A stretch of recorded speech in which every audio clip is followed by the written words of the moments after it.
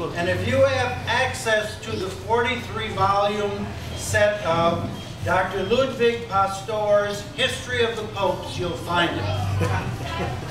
My name is John Altier. If my father would have taken his name from his father, who took his name from his father, took his name, family name from his father, back to the year 1670, my name would be John Paluzzi. P-A-L-U-Z-Z-I, and we would all be here at the Paluzzi Scanlon Picard reunion. So how did our name become Altier, or Altier, or Altieri? Enter a man by the name of Uncle Emilio Bonaventura Altieri, better known in history as Pope Clement X. All of us who are descendants of the Altieri family, or Altier family, your uncle, great, however many times it takes to get back to the year 1670, 340 years ago, you have an uncle who was the Pope. But how did we get the name? Emilio was one of 5 sons born to a very wealthy, very aristocratic, very powerful, very politically connected family called the Altieri. There is a palace in Rome today that's called the Palace Altieri. It's got a square in front of it. That's where our name comes from. But when Emilio was born, or him and his brothers, there were 5 boys. 4 of them became priests, so only one was there to carry on the name. The one who carried on the name, either he had a son who had a daughter, or he had a daughter, and that was the last of the Altieri. Her name was Laura Caterina Altieri. I guess, Kitty, that's where you get the name Catherine, okay? She is our connection to the Altieri family. But when she gets married, her name isn't Altieri anymore.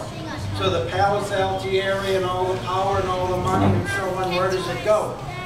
Well, Emilio, Uncle Emilio, was a priest who became a very important Vatican official. He was an emissary for the Pope to Naples, to the Po River, to Venice. He was an emissary in Poland. He became the Secretary of the Exchequer. That means he was the treasurer of the church, the whole Catholic Church, and the treasurer of Central Italy, which was called the Papal States. The Pope was a king as well as being Pope. Okay? So, Emilio does all this work, but he never became a cardinal. And the reason was because he had an older brother who was a bishop who he thought should be a cardinal before him. When he was 79 years old, 79, he was made a cardinal. Within a year, the Pope who made him a cardinal, Clement IX, died. So the bishop, or the cardinals had to get together to elect a new Pope. It took them 3 months and 20 days, 42 ballots, and they could never come up with a Pope. Because there were 3 leading guys and none of them would give in, and none of the kings of Europe and all those power people who some of the encyclopedias said were very lucrative with their influential money, and other encyclopedias just call it plain old bribes. Now, the Altieri family was not part of that big clue. There were 3 of them. So after 42 ballots, the cardinal said, hey, let's do what they've done in years past. Let's elect some old guy who's going to die within 6 months, maybe a year. That'd give us cardinals time to go home, talk to all the kings of Europe and all that, and get all of our things lined up so that we can get elected what we want. Well, of the 61 cardinals who were voting, 59 of them voted for Uncle Emilio. So he became the Pope. But he said, I don't want to be Pope. They talked him into it. When he came to be crowned Pope and King of Central Italy, they had to drag him from his bed screaming and hollering, I don't want to be Pope, I don't want to be Pope, I'm too old. Well, they made him Pope anyway, and they talked him into it, and he did it. What did he do? Number one, first thing he did, not necessarily the first thing, but the first thing that interests us, was he said, look, Laura Caterina is the last of the Altieris. We're going to lose the name unless we do something about it. Two stories. Catholic Encyclopedia says he adopted, quote, the Paluzzi family. P-A-L-U-Z-Z-I. So the Paluzzis no longer were called Paluzzis, but they were called Altieri. Well, the Altieri was a very famous, wealthy family, kind of like the Kennedys or the Cabots or the Lodges in Massachusetts, the Humphreys in Minnesota, Brett Favre in Kill, Mississippi. I mean, you know, big, big people. So they were adopted. Then one of the nephews of the Paluzzi, whose name was now Altieri, married Laura Caterina, and the name Altieri continued. Other encyclopedias say that ain't the way it happened. The way it happened was once Uncle Emilio became the Pope, he called in Archbishop Paluzzi and said, hey, look, my niece or grandniece needs to marry somebody, but we need to keep the name Altieri. You get one of your nephews to marry Laura Caterina, change his name to Altieri, and I'll make you a cardinal. Well, whether that was the deal or he just adopted him, I don't know. But he did make Paluzzi a cardinal.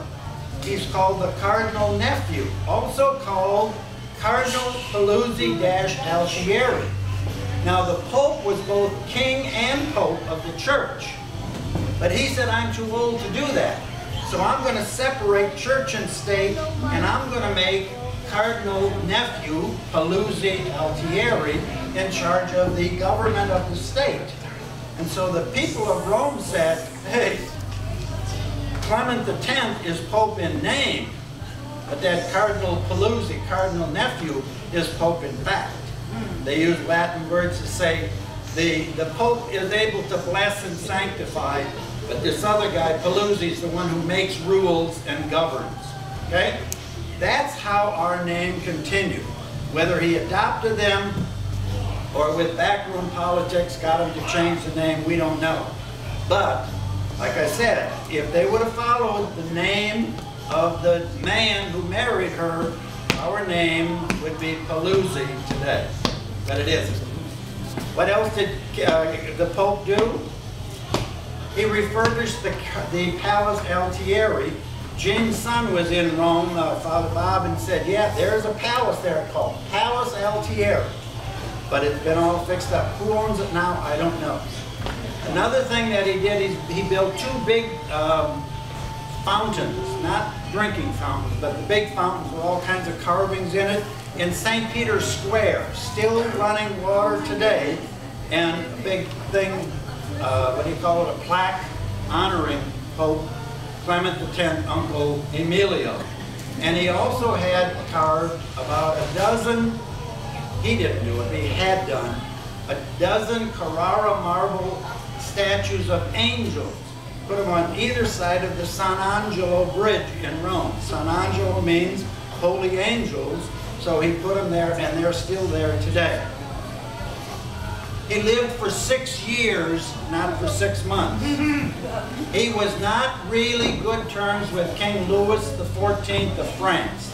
King Louis XIV of France said, hey, all of the money that goes to those empty dioceses and empty monasteries in France should come to me, because it's French. It's in French land.